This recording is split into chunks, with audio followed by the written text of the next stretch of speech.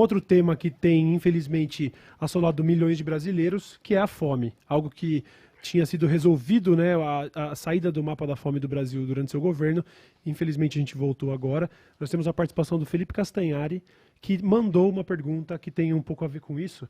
Vamos ouvir. Boa noite, presidente Lula.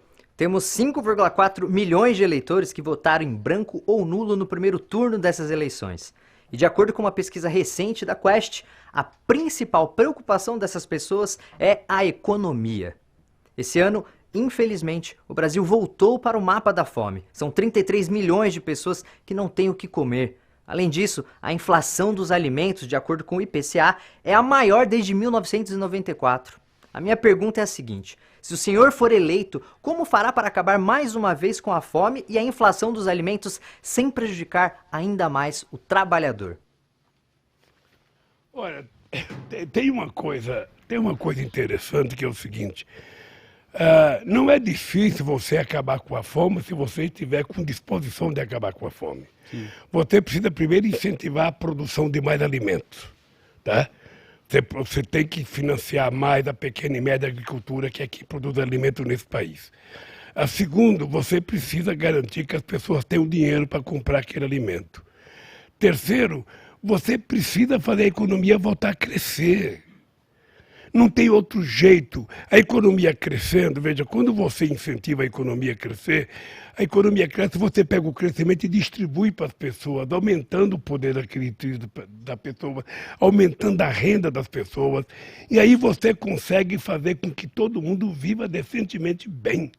Olha, quando em 2008 teve a crise econômica da quebra do banco Lehman Brothers nos Estados Unidos e também a quebra daquelas casas no tempo do Obama ainda, o que nós fizemos no Brasil?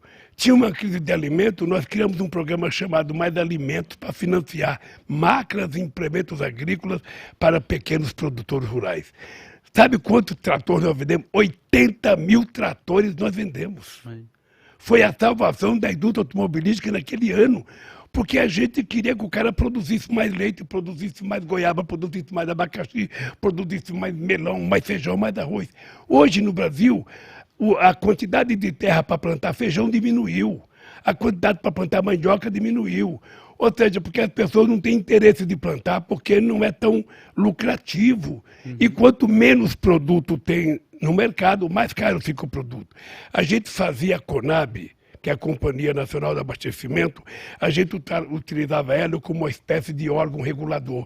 Você produzia determinados feijão, arroz, milho, que não eram perecíveis, e você guardava durante um determinado tempo. Quando estava rareando no mercado, que as pessoas começavam a aumentar o preço, ou o atravessador começava a aumentar o preço, a gente abria as portas da Conab para colocar o produto no mercado, para baratear os preços. Ou seja, é possível fazer isso. Acontece que nós não temos estoque regulador hoje, de nada praticamente, porque o presidente é irresponsável. Sim. Esse presidente não governa o Brasil. Ele passa o dia inteiro fazendo campanha, o dia inteiro fazendo live. Eu fui candidato a presidente quando eu era presidente, eu fui candidato à reeleição em 2006. A gente só podia fazer campanha depois das 6 horas da tarde. Durante o dia a gente governava. Trabalhava, né? A Dilma foi candidata à reeleição em 2014, ela trabalhava. Esse cidadão não trabalha. Ele começa a mentir de forma compulsiva, ou seja, ele é um mentiroso, sabe, daqueles incontroláveis. Sim. Ou seja, esses dias ele contou aquela tentativa de sacanagem que ele tentou fazer com a menina venezuelana. Sim. Sabe? Quando ele percebeu que ele ia ser confundido com um pedófilo, ele levantou 1h da manhã para fazer uma live. Foi verdade. Hoje mesmo, vamos pegar o caso de hoje da Polícia Federal. Vamos pegar o caso, ele primeiro ofendeu a Suprema Corte. Depois, ele mandou o ministro da Justiça ir lá para quê? Para quê? Um cidadão que se comportou como um bandido atirando na Polícia Federal, soltou granada. Ele mandou o ministro fazer o quê? Por que ele não mandou o ministro saber como é que matam tantos pobres na periferia todo santo dia? Exatamente. Por que quando há uma chacina que se mata 18, 24, 25, ele não manda o ministro da Justiça para lá? Agora, para proteger um aliado dele, que ele agora está com vergonha. Ele agora não tem foto, ele agora não tem nada, tem uma foto minha com ele. Tem tá não mesmo, tem várias. Ele agora vai dizer, eu nem conheço. Aquela fotografia é porque ele passou perto de mim e tiraram, mas eu não conheço ele. Não, ele é não só cabo eleitoral do presidente, como ele é defensor do presidente. E é sócio do presidente em todas as malandragens desse E país. reproduz todos os discursos Sabe? do presidente. E aí está o resultado de arma em casa. Sim. Sabe? Se o seu Roberto Jefferson estivesse comprando livros, ao invés de arma, ele não teria feito a bobagem que ele fez. Pois é. Sabe? Então a gente tem que incentivar as pessoas a fazer coleção de livro, fazer coleção de arte e não fazer coleção de arma. Sabe? A arma mata. A arma mata. É isso que está acontecendo. Esses dias um menino em Belo Horizonte, sabe?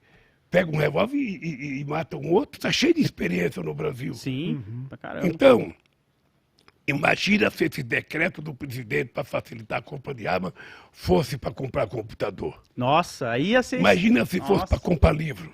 Pois é, trazer Sabe? informação, Imagina, se esse decreto fosse para facilitar a educação das pessoas. Não, alimentação, né? mas ele só pensa no mal. Pois Ele é. só pensa no mal. E a fome voltou de uma forma mais violenta. E não tem explicação para a fome voltar. Felipe, não tem. Felipe, o companheiro que fez a pergunta. Isso. Não tem explicação para a fome voltar. Esse é o terceiro produtor de alimento do mundo, o primeiro produtor de proteína animal do mundo.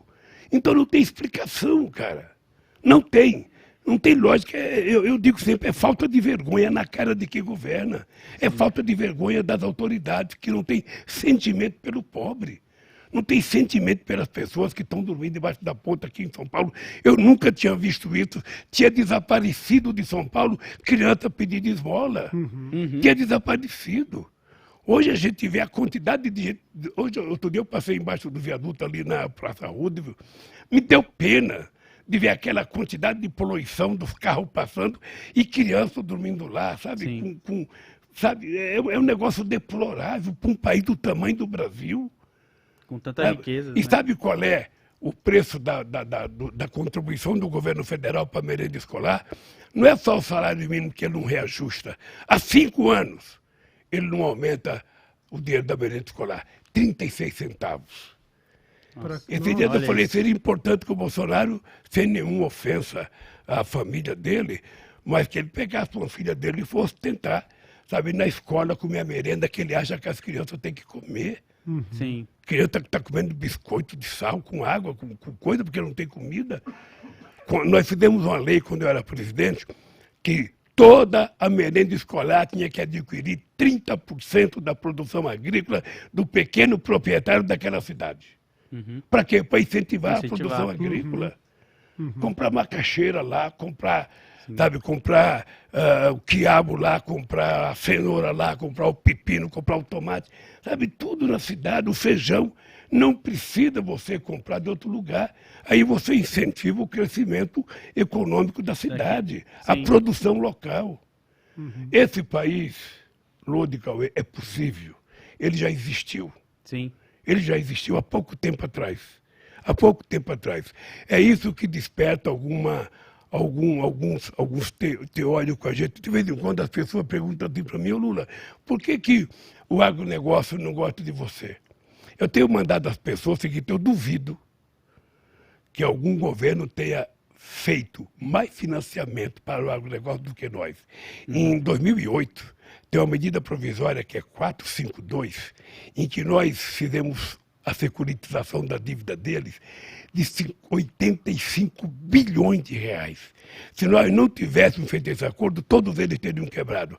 Essas máquinas grandes, coletadeiras que você vê na televisão, a gente financiava por 2% de juros ao ano. Nossa. Hoje é 18% de juros ao ano, 14%.